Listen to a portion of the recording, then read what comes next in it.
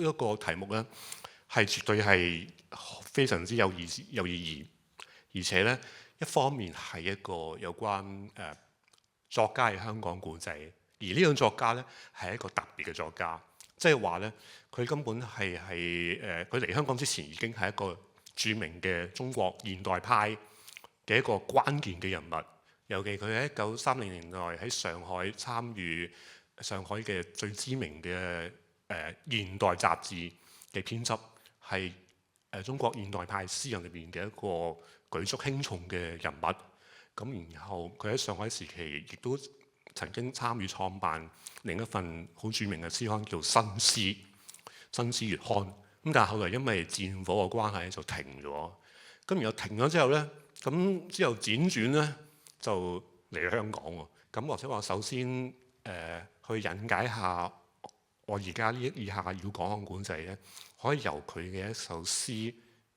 講起，就係佢提到一個遺忘嘅呢個字眼。而呢度佢所講嘅把我遺忘在這裏嘅呢一個這裏嘅呢個地方咧，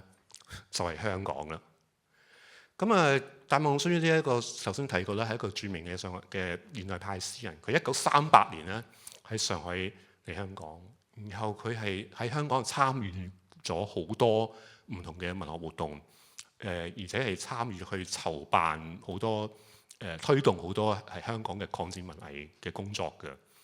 咁然後香港淪陷咗之後咧，佢係俾日軍逮捕咗、拘禁咗，成為一個在囚人士。咁大家都想像唔到，戴望舒佢係曾經係做過在囚人士，而且係香港就喺呢個域多利監獄裏邊咧係被囚禁。咁根據我哋所見到嘅資料咧，佢當時係同另外一位現代派嘅詩人一家三口咁樣，兩家人一齊嚟到香港，諗住都係暫住嘅啫。咁首先戴望舒佢最初係住喺西環，後來就搬咗去唔同嘅地方啦。咁而頭先提到嗰個偶然嘅事件咧，就係1938年佢5月嚟到香港嘛，坐船嚟到香港。佢坐船嚟到香港冇幾耐之後咧，佢就首先去探望同樣都係其他嘅文壇嘅朋友，有一位叫陸丹林嘅朋友，佢去探望佢。點知佢探望佢嘅時候咧，呢個陸丹林咧就已經幫佢安排好一份工作，就話：哇！而家啱啱有份新嘅報紙要創辦喎，不如你喺度幫下手啦咁樣。咁嗰份報紙係咩報紙咧？就係我哋香港人耳熟能詳嘅名字叫《星島日報》。咁嗰個古仔就係佢去見星島日報嘅創辦人，即係胡文虎嘅仔，當時好年輕嘅胡好啊。咁然後，但係戴望舒佢原本諗住佢唔係唔諗住留喺香港，好似呢篇文裏面提到話，佢全門嘅計劃咧都係打斷咗。然後佢究竟可唔可以好似佢嘅理想咁樣去實行喺呢度咧？咁佢最初都係有啲懷疑嘅。咁究竟佢嘅全盤嘅理想係包括啲乜嘢咧？主要就係佢心目中係想做抗戰文藝嘅工作，就係因為喺內地嗰陣打仗，咁佢哋要做嘅工作就打斷咗，所以就想去延續呢一種抗戰文藝嘅工作。咁但係佢心目中嘅抗戰嘅文藝，亦都唔係單純嘅普通嘅抗戰文藝，即係話咧，其實佢批評過典型嘅抗戰文藝，當時係有一種叫做國防詩歌嘅口號，咁咧就係主張係要完全係政治化或者口號化，或者除咗講抗戰之外，其他你就唔好講啊，唔應該講啊。咁戴望舒其實係反對呢件事嘅，佢寫過啲文章係反對國防詩歌。咁所以喺佢嘅心目中嘅抗戰文學嘅範圍咧，應該係闊啲嘅。咁然後佢第一站嚟香港咧，佢係諗住再去大後方，即係去重慶嘅，因為當時重慶嘅抗戰組織已經成立咗。但係佢見到呢一個胡好之後咧，就真係改變咗佢嘅計劃，因為佢覺得原來胡好呢一個年青人佢係有理想嘅喎，而且佢能夠容納佢想要做嘅抗戰文藝嘅工作。佢嚟到香港之後，具體嘅工作頭先提到就係《星島日報》嘅星座呢個版面啦。有關呢個版面仲可以講好多嘅，包括佢會邀請好多喺當時仲留喺內地嘅作者去發表啦。另外亦都有好多香港嘅本土嘅作家嘅散文，亦都係喺星島嘅星座嗰度去刊登嘅。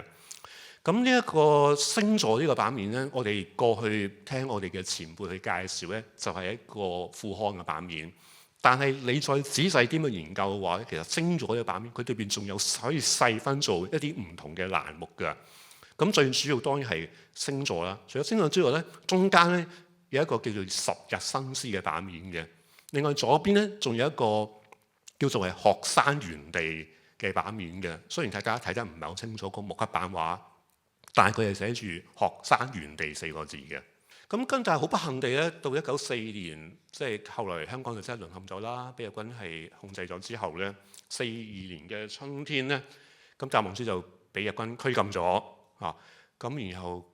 佢後來咧就喺封信裏邊咧，佢提到佢喺香港受拘禁嘅情況嘅。提到佢拘禁咗7個鐘頭、7個星期，唔係7個鐘頭，跟住俾人打啦、受飢餓咧，就各種各樣嘅苦刑。但佢堅持咧，佢話咧，佢冇供出任何一個人。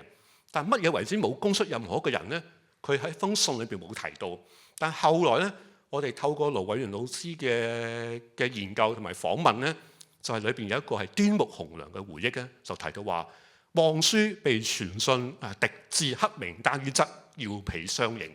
咁就係原來嗰啲原來有一份黑名單喺度咧，就要戴望舒去認裏邊嗰啲人名出嚟嘅。咁然後我哋再望翻戴望舒嗰封信咧，就見到原來佢就係見到呢份黑名單裏邊啲嘅名咧，佢堅持唔肯供任何一個人出嚟，於是佢就受盡殘酷嘅苦刑。原來成個古仔係可以咁樣連結一齊去講嘅。所以可想而知呢啲資料係幾咁重要，尤其係戴望舒嘅佢呢份我啲辯白呢封信咧，係好後期先至係公開嘅。咁佢囚禁咗7個禮拜之後咧，佢就照計就應該係聽講係受到葉明鳳嘅營救，就想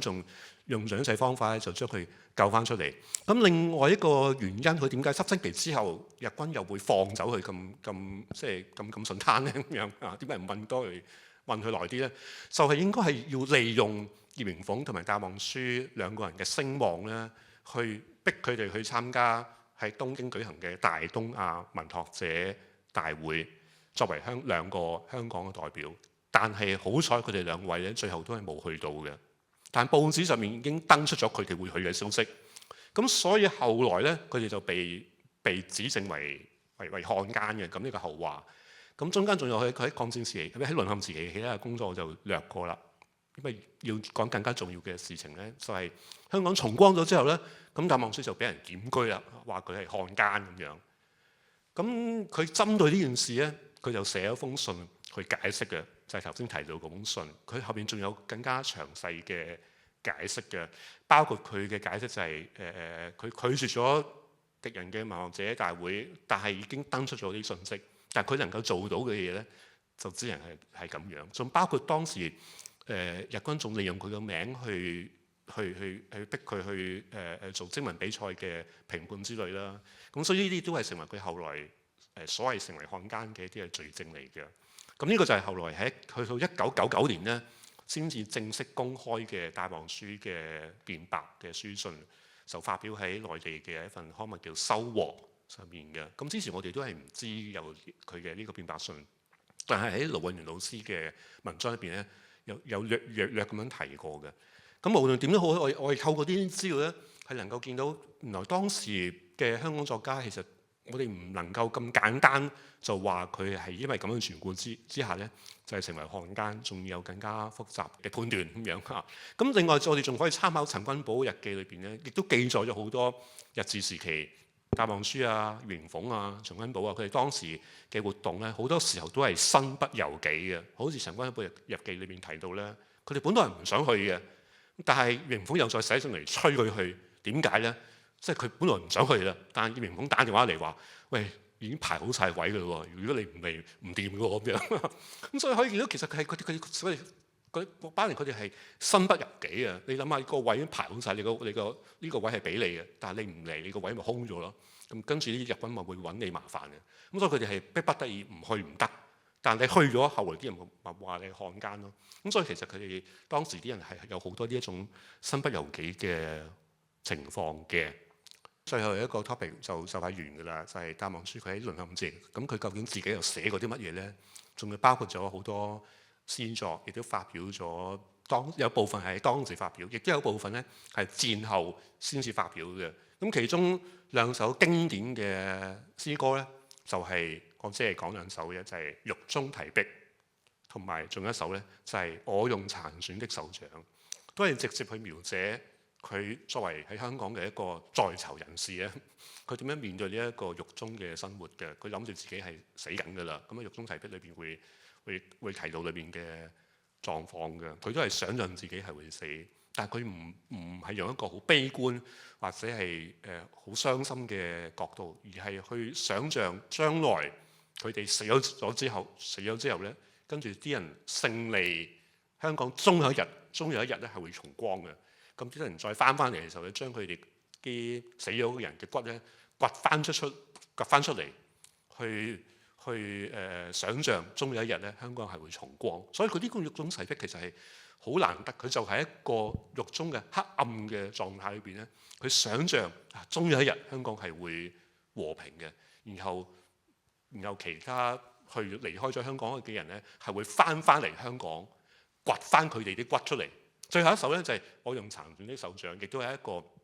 好寬闊嘅一種嘅想像。佢裏邊佢基本上就係想像一個地圖，係一個中國嘅地圖。但係呢個中國地圖咧係佢由東北開始想像，然後去到中間咧，佢提到係站着南海沒有漁船的苦水咧，就係佢其實已經嚟咗香港㗎啦。咁所以佢成首詩嘅第一段同埋第2段咧，佢基本上就好似喺獄中裏邊咧，去想像一個中國當時喺戰火當中嘅景象，然後用地圖咧去想像呢個景象，然後仲想像自己咧係能夠摸到呢個地圖，就好似能夠有觸覺咁樣，能夠摸到呢個地圖裏邊嘅嗰啲真實嘅風景嘅狀況嘅感覺，然後再加上佢嘅一啲嘅想像啦，然後到第4節就提到，亦都係將嗰個希望咧係寄託於未來啊，所以亦都係一首喺一個黑暗嘅狀態裏邊咧，佢運用自己嘅想像去超越佢當下嗰種即係嗰種唔知嗰個生命仲會發展去到如何嘅一個階段。咁咧就呢個大館對談就係大題目，就係殘損的香港筆跡嘅。咁其實我哋之前傾嘅時候就都諗過環繞住獄中書呢個課題啦，即係作為世界文學裏邊即係同監獄有關嘅。我哋諗到王爾德啊等等，即係獄中手記啊，亦都有好多即係出色嘅作品咁樣。咁但係喺香港嘅情況咧，好似就係戴望舒獄中題壁就一個就已經夠晒啦。咁我哋就唔想困喺呢一個即係話淨係喺呢個獄中文學個範圍嗰度啦。咁然後咧，我哋就再去諗過就係有啲咩時候係我哋睇一啲文學作品嘅時候，就覺得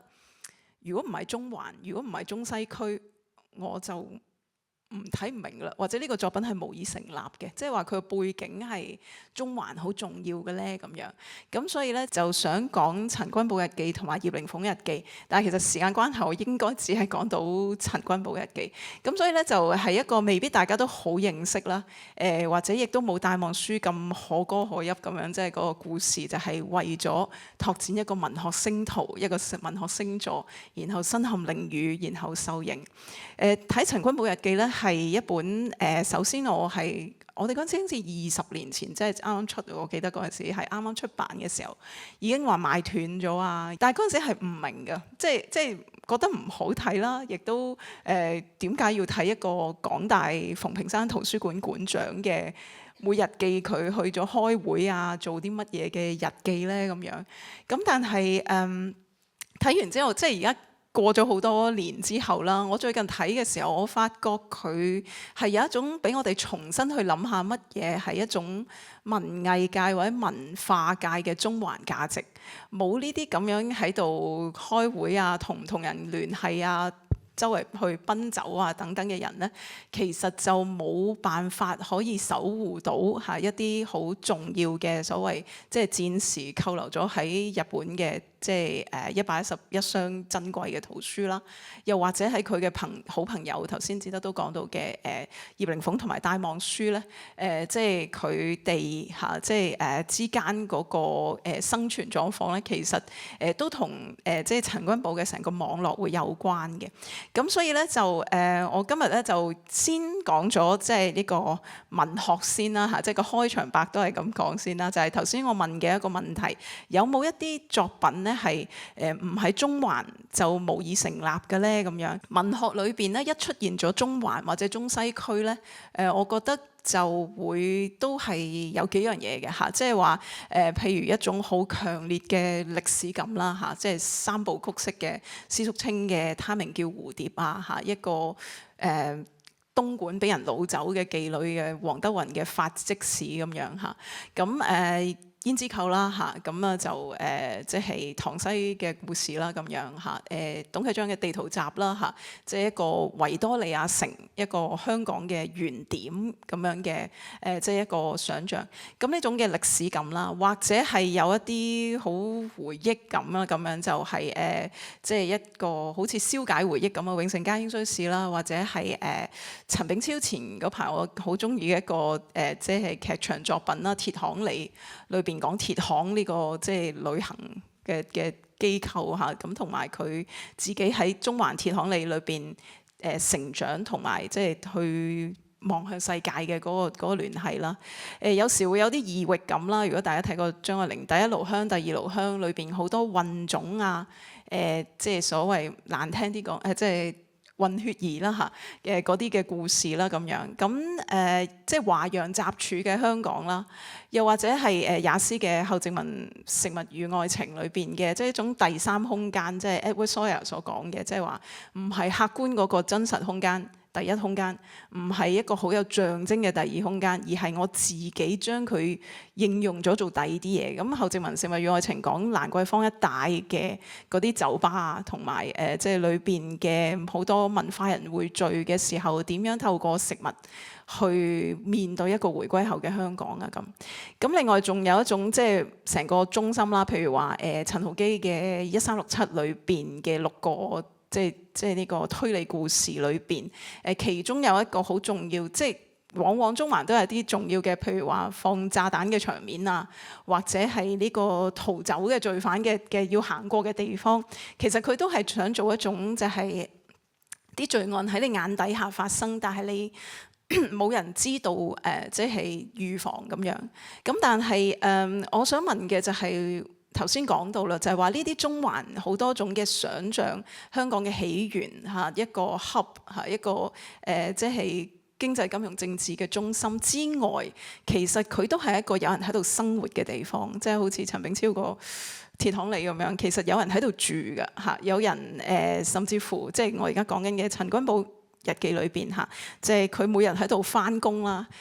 即係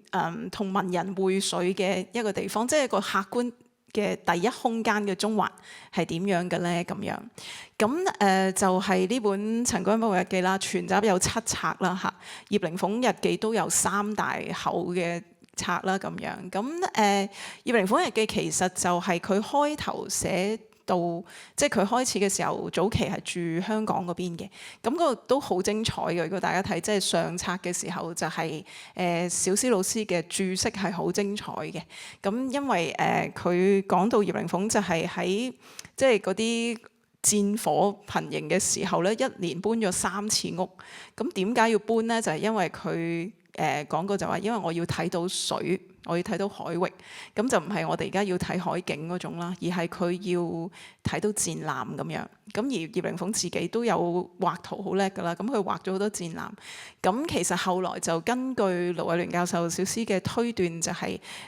因為葉靈鳳係有啲任務係需要知道，其實當時即係有咩戰艦或者有咩船入到香港水域即係境內咧，係好重要嘅資訊嚟嘅。咁所以佢要搬去一個睇到海嘅地方啦。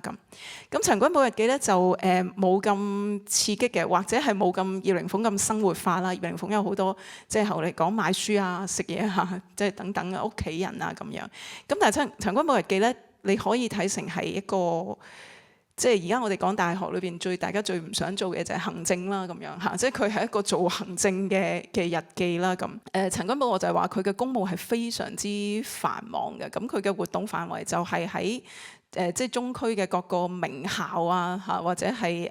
喺港大啦嚇，就去其實好多時都係翻譯嘅講座啦嚇，咁然後咧就會同好多人食飯啦嚇，食飯嘅時候就好多人催稿啦嚇，就係想佢快啲寫好個講詞啊，將個講詞翻譯啊咁樣，咁然後咧就有好多書畫展覽嘅開幕啦嚇，咁然後咧就會有即係有時直情係冇時間食飯啦嚇，咁然後就課程委員會啊嚇，或者係咧佢又要去同盟會嘅出版部嘅會議咁樣，咁呢個即係斯諾斯其實就係當時嘅港大校長嘅啫嚇，咁佢又係後來又係入咗即係呢個集中營嘅嚇，咁呢啲人物就係即係其實你睇緊嘅時候，佢係做好重要嘅位置，但係不到即係好快淪陷之後咧嚇，就係即係都係相當困厄嘅一個狀況啦咁樣。最後就係話喺佢嘅日記裏邊去講到戴望舒同埋葉靈鳳啦嚇，咁就頭先志德都講咗，即係我覺得好動人嘅故事啦，就係戴望舒為咗文學一不小心留喺香港。咁其實睇陳君寶日記嘅時候，都覺得陳君寶我都戥佢。即係覺得好危險嘅，即係其實佢一不小心就會好似戴望舒咁樣被關禁啦，一不小心可能會被好似葉靈鳳咁之後會被人認為係落水嘅文人啦。咁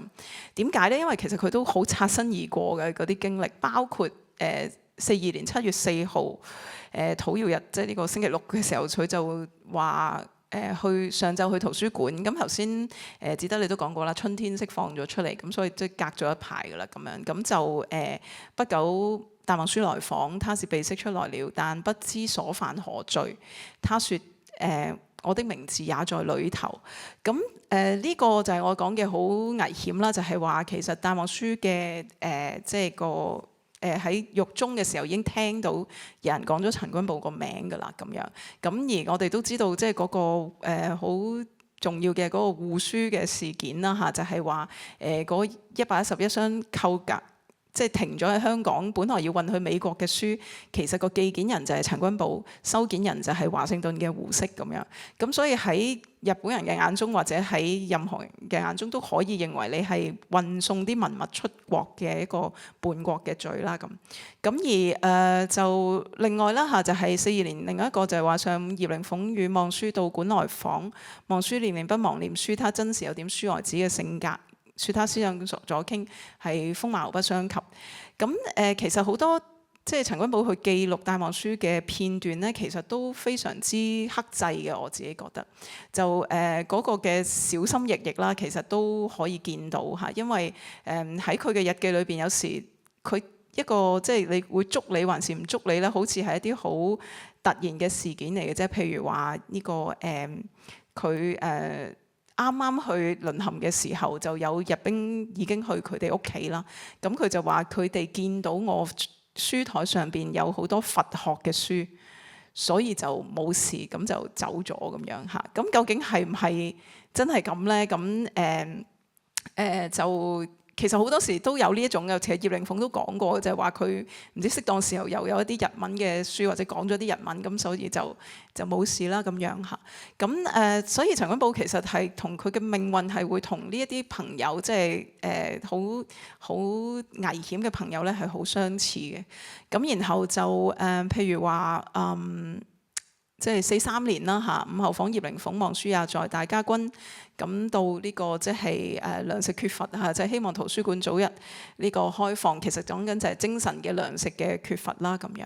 咁同埋就係43年8月31號，從東亞研究所順路到大同去睇下戴望舒。咁啊葉靈鳳亦都出嚟啦。咁呢個我哋知道啦，後來葉靈鳳亦都被關押過嘅。咁又係好多嘅謠傳啦，點解佢又係會3個月之後放到出嚟啦？咁今次就係應該係葉靈鳳嘅夫人去營救嘅。咁但係中間發生過咩事，佢就真係喺葉靈鳳日記裏邊一啲都冇提到啦咁樣。咁而就商業不勝感嘆啦。咁啊就係面色灰白，似舉步不大見嘅樣子嚇，屈指相隔已3個多月。咁其實就葉靈鳳就係端午節即係入獄嘅嗰陣時，咁所以就時間差唔多。咁啊就另外就係佢哋之間即係兩位都有曾經被人認為係漢奸文人嘅嗰種相濡以沫啦。呢件事我唔知關唔關事啊？49年啦，一轉眼就已經到咗嚇。咁就傍晚葉靈鳳、林煥平夫婦佢哋係小孩子就連同馬文山嚟拜年，滿座滿一屋。咁啊由靈鳳處知道望舒又離了婚。他現在和他2個女兒住在靈鳳嘅家裏咁樣嚇，嗰種嘅即係大家嘅互相嘅關顧啦、密切啦，同埋喺一啲好艱難敏感嘅歲月嘅時候，需要好多人好消息好靈通一啲好密集嘅人脈關係同資訊好密集嘅地方，就係中環嚇，就我覺得就係呢個中西區嚇，即係同埋好多關鍵嘅機關。即係要員喺度嘅地方咧，就係發生緊呢一啲嘅事。咁之後大家嘅文明即係仲有好多唔同嘅路啦嚇。咁但係我覺得即係睇陳君寶日記一個好偶然，即係好特別嘅，俾我諗到嘅就係原來中環係一個即係可以令我重新認識中環咯，或者係一種文壇嘅中環價值，就係要有人去做呢啲咁悶嘅行政嘅事啊，或者聯絡嘅事啊。咁就係去維持緊即係話大家嘅安全啦咁樣。咁啊，我好希望即係以後會有一個，即係我準備呢個嘅時候就好覺得嗰啲書啦、文字啦、相啦，如果有一日可以重構翻啦，即係嗰啲食飯嘅地方等等嘅話咧嚇，就即係會係非常好嘅一件事，更加令我哋了解以前嘅呢一段日子咯。係，或者而家我哋交俾台下睇下佢哋有冇一啲問題啊？我對頭先阿念欣提到中環嗰個有冇一種中環嘅文學嘅價值呢一點都好感興趣。不過更加具體啲講就係其實係諗緊中環呢個區嘅空間咧，同曾經喺呢度生活工作或者甚至喺度長大，俾你頭先提到陳炳超啦咁樣，佢嘅創作上或者同佢嘅創作嘅內容上或者形式上嘅關係啲乜嘢？即係尤其是中環嗰種空間感啦。因為你頭先提到舊年陳炳超就有個作品就叫鐵行里。咁事實上因為佢喺鐵行里大嘅，咁我記得我90年代初嘅時候咧訪問佢嘅時候，都係佢個鐵行里嘅屋企嘅。咁我記得我係事後先睇翻咁嘅疫情。咁我睇翻個帶嘅時候咧，我就反而唔係睇到佢回憶嗰邊，而係佢嘗試透過回憶講翻佢成長嘅時候啦。我諗大概係70、80年代啦，直到90年代，應該係去到過2000年之後，因為佢搞牛棚藝術村啦，咁所以就離開咗中環呢個地方啦咁樣。咁嗰種透過主角所呈現嗰種空間感咧，就係一種好陌生嘅感覺。因為我做過其他 research 都知嘅，中環其實唔係淨係得近海嗰邊，即係好繁榮嗰邊嘅。即係如果你唔係以水平計，以呢一個垂直去計嘅話咧，山中央咧同山腳咧到山頂都好唔同嘅。即係山中間嗰度咧，基本上好草根下嘅。山腳就係好商業啦，山頂有另一個住宅區一樣嘢啦。咁我覺得其實嗰個對於陳炳超嗰個即係以佢做一個例子啦咁樣，佢會喺中環一個金光閃閃嘅地方，即係70、80年、90年代，即係香港經濟最繁榮、最顯示出嗰個地方啦咁樣。但係佢個背景又唔係咁樣，嗰種陌生感咧，其實對於喺嗰度生活工作嘅人去創作一啲作品咧，其實會有一啲或多或少嘅影響。咁而呢種空間感，如果放喺歷史上，由30年代去到而家有冇變遷呢？咁喺唔同嘅時代，同呢啲藝術家或者作家之間嗰個空間感，同佢嗰個作品之間嘅辯證關係係啲咩呢？咁樣，我係好好奇呢一點咯嚇。我都好好奇嘅，即係我頭先講話就係中環有人住，就係即係在座有啲中大啲同學，好似有一位都係即係話，譬如佢住警察宿舍嘅，咁樣住 PMQ 嘅咁樣，咁佢即係個 PMQ 個位啦，咁樣即係以前啦咁樣，咁所以即係我哋係即係嗰種形象中環同一個生活嘅中環，咁都有街市都有人住啦。咁另外就係即係我睇陳筠牧日嘅，我就係覺得重構翻嗰一面，不過就係文人交往嗰一面啦咁樣。咁但係仲有陳浩基啦，陳浩基都係住中環嘅，咁就係即係佢，所以佢會寫中區警署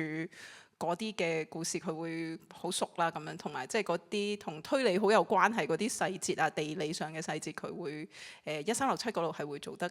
好有，我自己覺得幾有真實感嘅咁。咁但係就其實我好想即係組合咗一種真正譬如喺中環住嘅人，其實或者係佢哋嘅即係中環嘅另一個地圖，即係無論文學地圖又好，或者係另一個即係 everyday life 嘅嗰個地圖咯，係咯。咁就未必唔能夠同大館即係呢一個種嘅咁好似好權力嘅一個地方咁樣嘅結合嘅，我覺得其實即係嗰個警署可能係佢哋生活一部分嚟嘅。或者我都稍微回應下小西你哋提到嘅問題，就係當時喺抗戰時期嘅中西區咧，其實係聚居咗大批內地南來文人，佢哋要逃避上海或者內地嘅戰火。咁其中頭先提到嘅有一批係聚居咗喺學士台，裏邊有畫家有作家。咁所以其實佢哋喺當年喺香港生活咗一段幾長嘅時期嘅。咁而另外仲可以舉啲例子，頭先提到徐遲啦。咁徐遲可能佢仲有另一個好經典嘅身份咧，佢就係當時佢係喺舊匯豐銀行翻工㗎，